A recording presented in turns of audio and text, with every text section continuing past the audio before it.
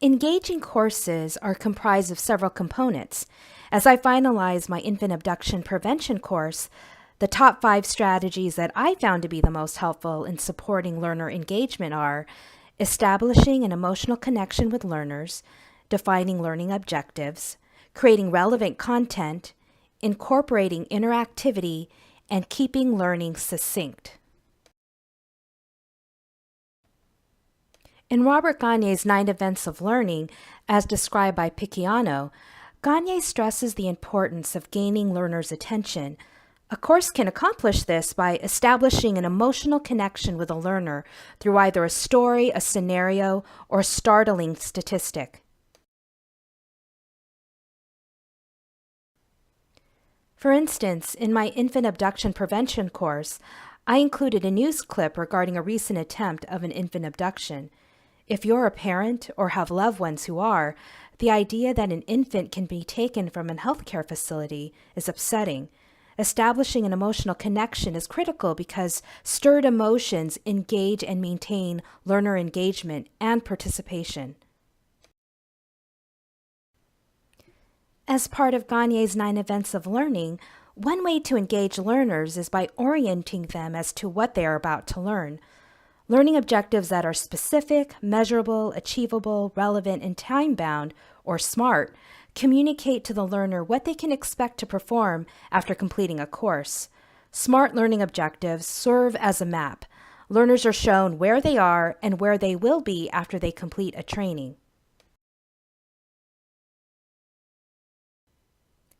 For my infant abduction prevention course, 6 learning objectives were presented. The ultimate goal of the objectives was to ensure registered nurses were equipped to prevent an infant abduction. Defining learning objectives is imperative because without them, a course can become wayward to where learners lose interest and disengage.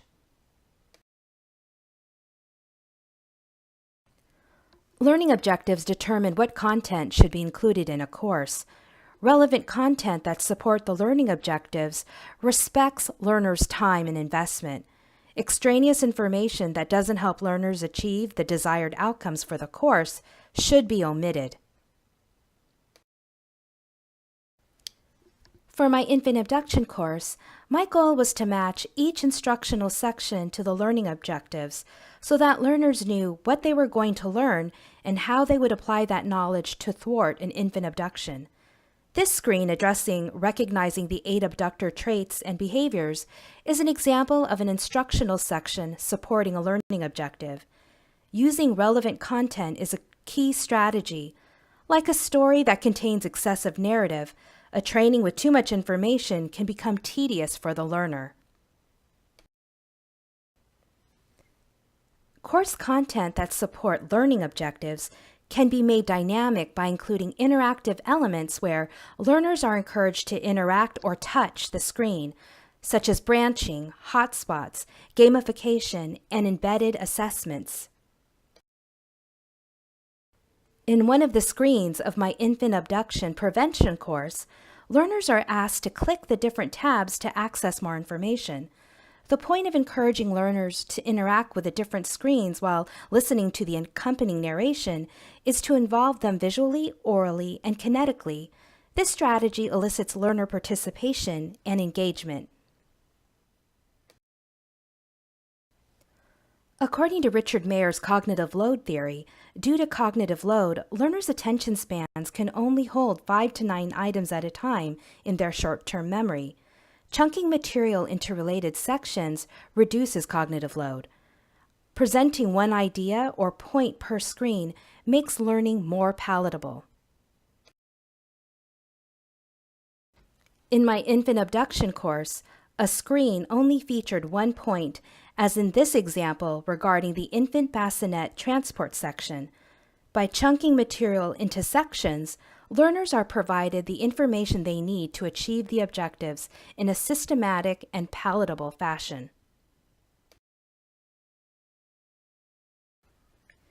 An instructional designer can aid the flow, fluidity, and functionality of a course.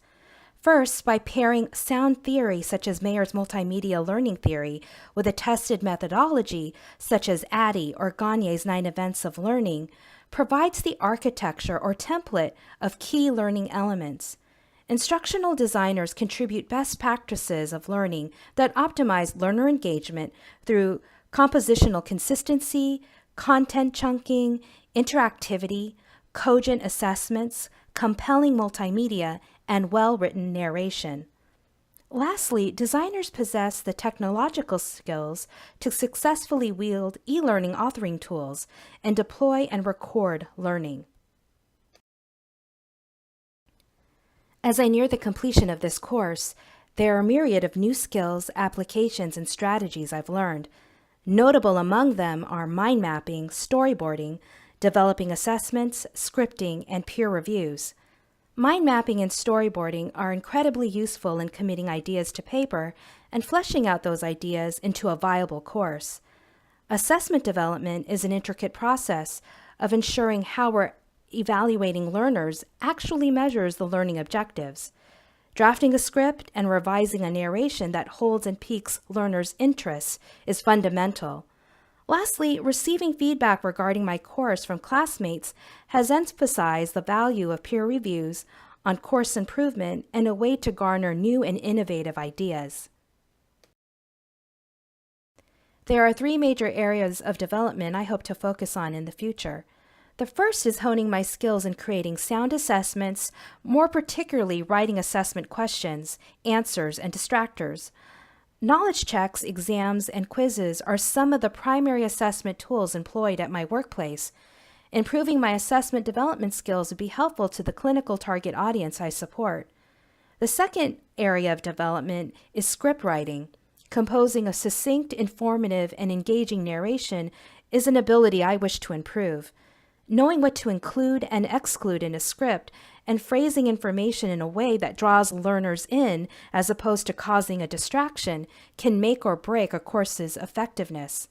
Lastly, as Buzetto Moore emphasized, sharpening and expanding my proficiency with e-learning authoring tools and how they communicate to a learning management system is essential in this constantly evolving field. Knowing all the interactive options, such as Articulate Storyline has to offer, will only enhance my skills as an instructional designer. Amid the tactics that can make a course engaging, the 5 strategies that have been crucial as I design my infant abduction prevention course are establishing an emotional connection, defining a course's learning objectives, creating relevant content, incorporating interactivity, and keeping learning succinct. Employing these strategies not only support learners in achieving the objectives of a course, they challenge instructional designers to expand their own knowledge and skills.